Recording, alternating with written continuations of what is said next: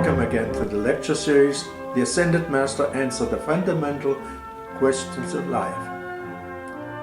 This lesson is entitled Lesson 7, Part 2, The Law of Karma. During the time period called the Garden of Eden, there was no discord. Life in all its expressions manifested only in a perfect way. Man worked only to perfect himself on the physical plane, to bring the perfection of the heavenly realm into the lower vibratory realm. Since there was no disharmony, there was no karma. And since there was no karma, there was no need for a karmic board. It was only after the event called the fall of man that things changed drastically, and man accumulated karma at a rapid rate. When the law of harmony is broken, this results in karma. The term karma is always used in a negative sense. It shows the recoil of using energy in a discordant manner.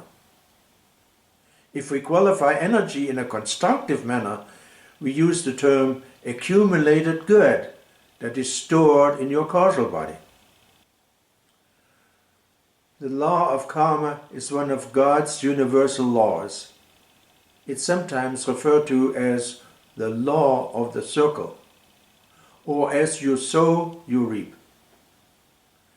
With every thought, feeling, word and act, waking or sleeping, you are creating either your karma of distress or a crown of light.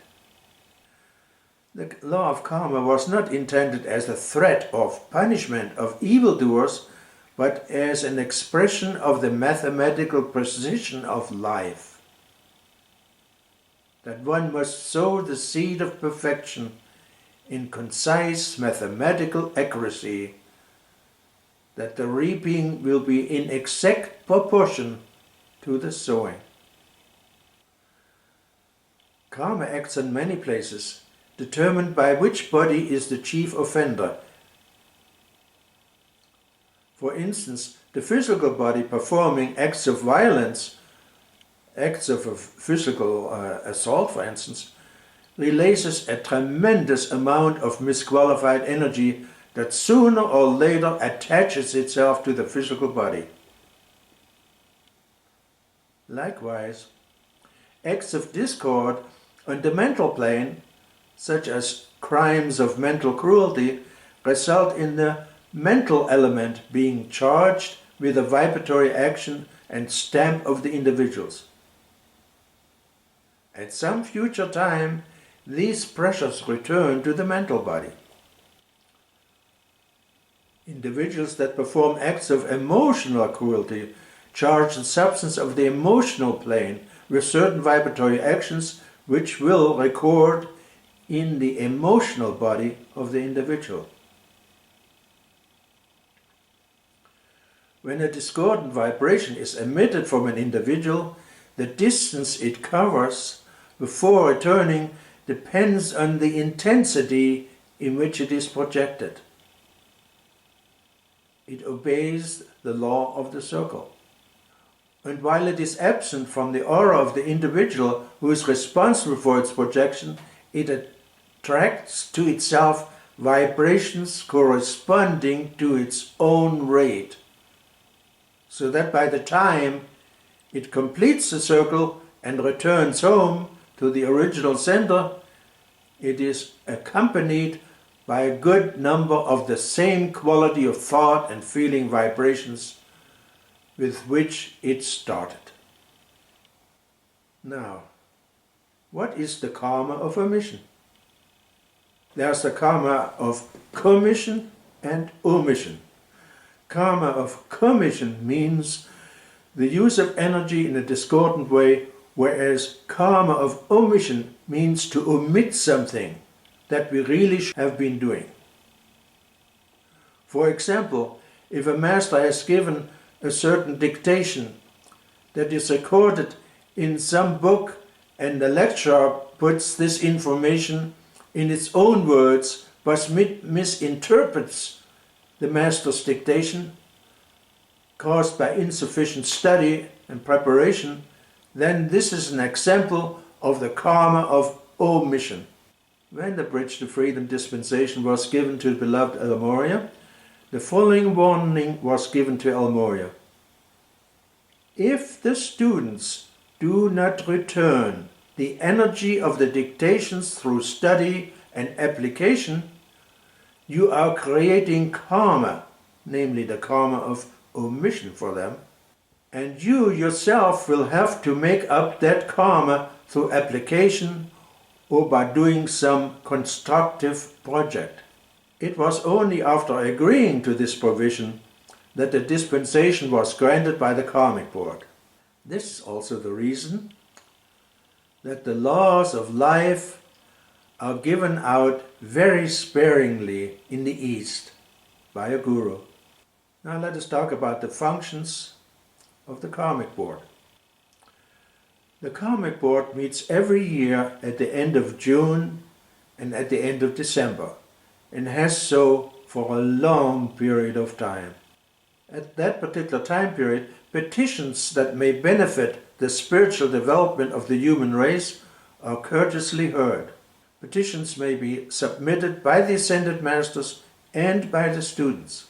Students wishing to submit petitions should write them down in ink, because this makes an etheric record, during the period of June 16th to June 20th and December 16th to December 20th, and project them in consciousness to the keeper of the scrolls at the Teton retreat. The student must be prepared to offer additional energy of application, such as decreeing, during the time period ahead. All petitions are placed on a gigantic bulletin board. Later, they are discussed and perhaps intermingled with other petitions by the masters and students.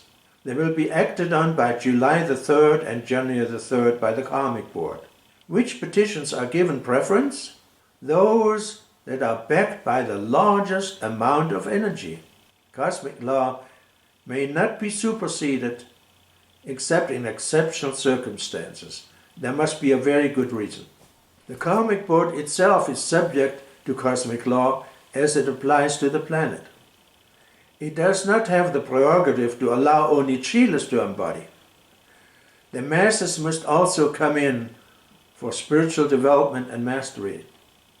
So we may say that the members of the Karmic Board are not beings waiting to mete out punishment.